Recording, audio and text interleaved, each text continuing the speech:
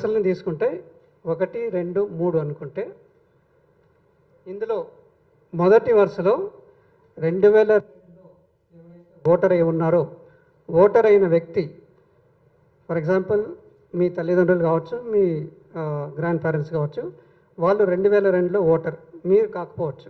కాబట్టి వాళ్ళ యొక్క డీటెయిల్స్ నేను 2002లో ఓటర్ని కాబట్టి నా యొక్క డీటెయిల్స్ ఇక్కడ ఫిల్ చేస్తాను నేను.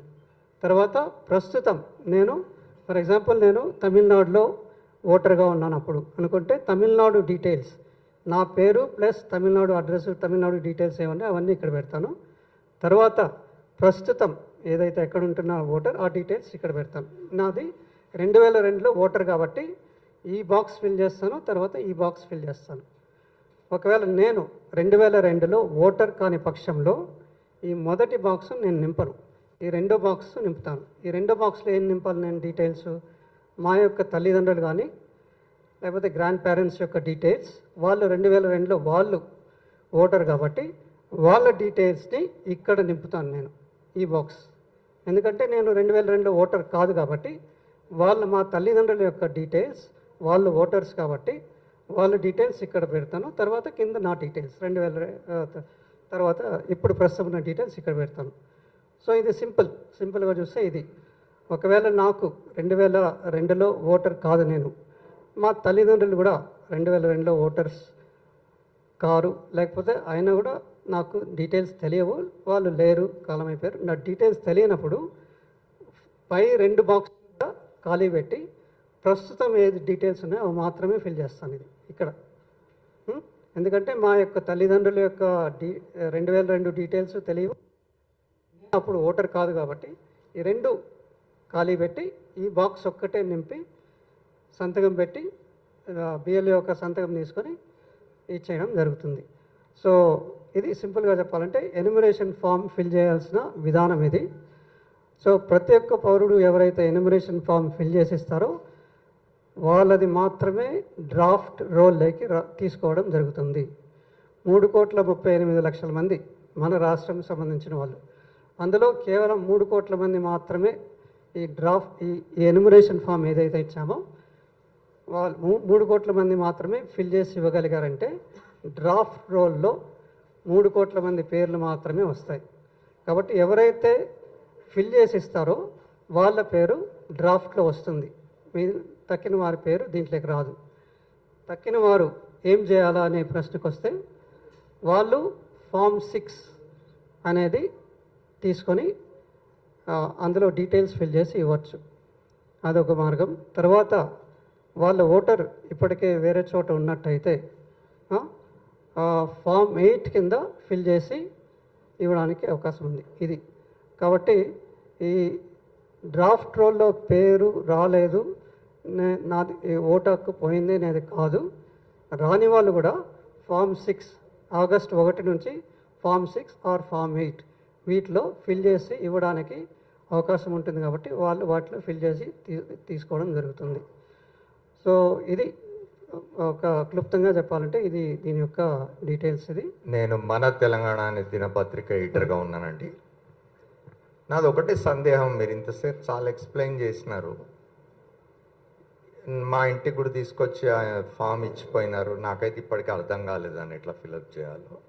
అది పక్కన పెడితే 30 ఏళ్ళుగా నేను నా సొంత ఇంట్లో ఉంటున్నాను. 30 ఏళ్ళు నేను ప్రతి సంవత్సరం ఆస్తి పన్ను కడుతూ ఉన్నాను, ప్రతి నెల ఎలక్ట్రిసిటీ బిల్, వాటర్ బిల్ కడుతూ ఉన్నాను. ఈ 30 ఏళ్లలో 9 ఎన్నికల్లో ఓట్లు వేసినాను నేను. మళ్ళీ వాళ్ళ కొత్తగా వచ్చి నేను ఓటర్ని అని ప్రూవ్ చేసుకో అని చెప్పి ఈ ప్రక్రియ అంతా ఏమిటి అర్థం కావడం లేదు. మాలాంటి వాళ్ళని ఎక్స్క్లూడ్ చేయొచ్చు కదా అందులోంచి, పని కూడా తగ్గుతుంది, పని భారం తగ్గుతుంది కదా, ఎందుకు ఇట్లా చేయడం అనేది నా సందేహం. చెప్పండి. సో ఇంతకుముందు చెప్పినట్టే స్పెషల్ ఇంటెన్సివ్ రివిజన్ అనేది పూర్తి ప్రక్షాళన అనేది ప్రతి ఒక్క మన దేశంలో ఉన్న ప్రతి ఒక్క పౌరుడు irrespective of the position is holding, ఎటువంటి పొజిషన్లో ఉన్నా కూడా ప్రతి ఒక్కరూ ఈ ఎన్యూమరేషన్ ఫామ్ అనేది ఫిల్ చేసి ఇవ్వాలనేదే ఎలక్షన్ కమిషన్ యొక్క ఉద్దేశం కూడా. Whether your chief minister of India or chief minister of the state or PM of the country, whatever it is, ఏదైనా కూడా ప్రతి ఒక్కరూ ఈ ఎన్యూమరేషన్ ఫామ్ ఫిల్ చేసి ఇవ్వాలనేది ఎలక్షన్ కమిషన్ యొక్క దృక్పథము, ఆదేశాలు కూడా. నేను లాస్ట్ 10 ఏళ్ళుగా 10 విడతల్లో ఓటు చేశాను. నేను why should I again give this enumeration form అనేది అది కాదు, ఆ లాజిక్ వాళ్ళు ఒప్పుకోవట్లేదు. ప్రతి ఒక్కరు ఎన్యూమరేషన్ ఫామ్ ఫిల్ చేసి ఇవ్వాల్సి వస్తుంది. ఓకే సార్, ఒకరు ఇక్కడ నేను నరసింహరావు అండి, ఏబిఎన్ ఆంధ్రజ్యోతి జర్నలిస్ట్ని. ఇప్పుడు మీరు గతంలో చెప్పారు, ఇప్పుడు చెప్పారు 3,38,00,000 ఎన్యూమరేషన్ ఫామ్లను ముద్రించాము, ఇంటింటికి మా బిఎల్ఓలు తీసుకెళ్ళి ఇస్తారు, ఒక్కసారి కాదు 3 సార్లు వెళ్తారు, అది ఫామ్ ఒక రోజు ఇస్తారు, తర్వాత ఎట్లా నింపాలో సహాయం చేస్తారు, ఆ తర్వాత మళ్ళీ వచ్చి తీసుకుంటారని చెప్పారు.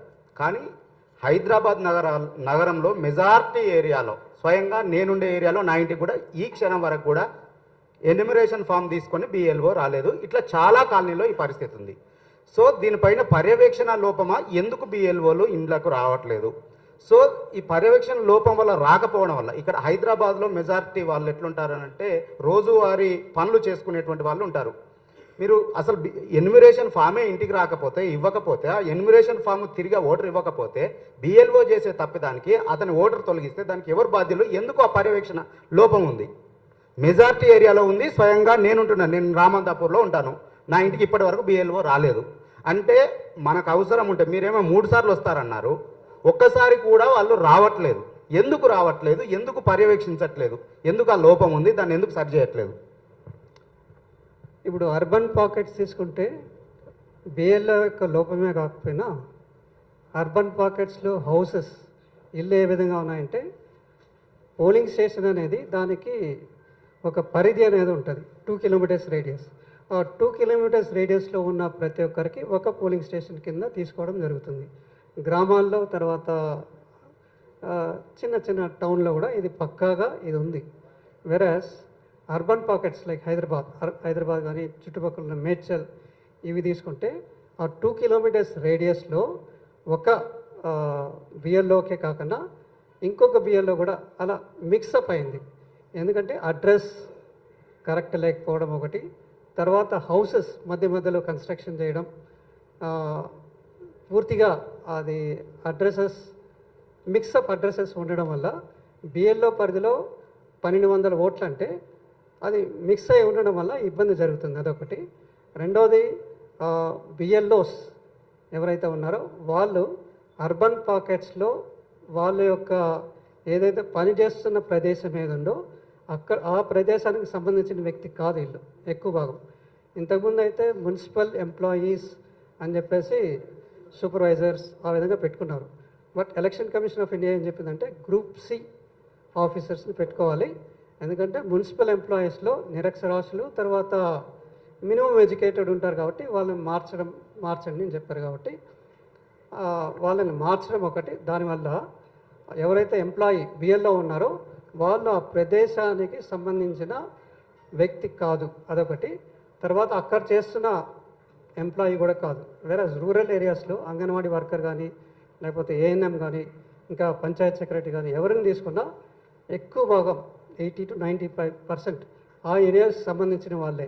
5 ఏళ్ళ నుండి, 8 ఏళ్ళ నుంచి, కొంతమంది 10-12 ఏళ్ళ నుంచి అక్కడే పనిచేస్తూ ఉన్నారు. ఇంతకుముందు ఎలక్షన్స్ కూడా వాళ్ళు అక్కడే కండక్ట్ చేయడం జరిగింది. ఈ విధంగా ఉండడం వల్ల రూరల్ పాకెట్స్లో ఈజీ.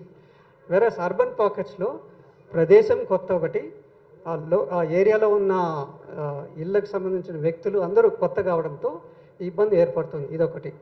తర్వాత వాళ్ళని ప్రతి ఒక్క ఎంప్లాయీ అర్బన్ పాకెట్స్లో అయితే బిఎల్ఓకి సహాయకులుగా మున్సిపల్ ఎంప్లాయీస్ని పెట్టమని చెప్పడం జరిగింది. కొన్ని చోట్ల పెట్టకపోవడం వల్ల అదొక ఇబ్బంది ఉండొచ్చు. తర్వాత ఇంకోటి, వాళ్ళు మీరు అంటున్నట్టు తిరగడం లేదు అంటే వాళ్ళకి ఎక్కడ ఉంటున్నారు, నాకున్న 1200 మంది ఓటర్స్లో వాళ్ళు ఏ హౌస్లో ఉంటున్నారు, ఏ అడ్రస్లో ఉంటున్నారు తెలియకపోవడం ఒకటి. దాన్ని తెలియపరచడం, దానికి కొంచెం సహాయపడడానికే మున్సిపల్ ఎంప్లాయీస్ని సహాయకులుగా, యాజ్ హెల్పర్స్గా పెట్టుకోమని చెప్పడం జరిగింది. ఇది కొంత లోపం ఉండొచ్చు. Again will give some directions అంటే ఓకే.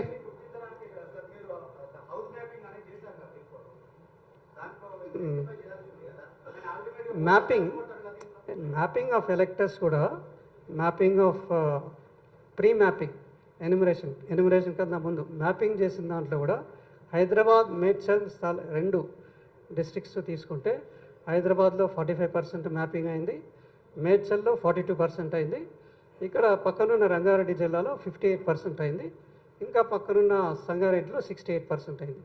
మిగతా అన్ని జిల్లాల్లో తీసుకుంటే 90%, 99%, 95% అలా మ్యాపింగ్ చేయగలిగారు. మ్యాపింగ్లో టైంలో కూడా వాళ్ళకి 6 months 8 months టైం ఇచ్చినా కూడా మ్యాపింగ్ టైంలో కూడా వాళ్ళు గుర్తించలేకపోయారు. సో ఈ హౌసెస్ గుర్తించడంలో కొంత ఇబ్బంది అయింది, వాళ్ళకి ఇబ్బంది అవుతుంది కూడా ఇప్పుడు కూడా తిరిగి ఇవ్వడంలో.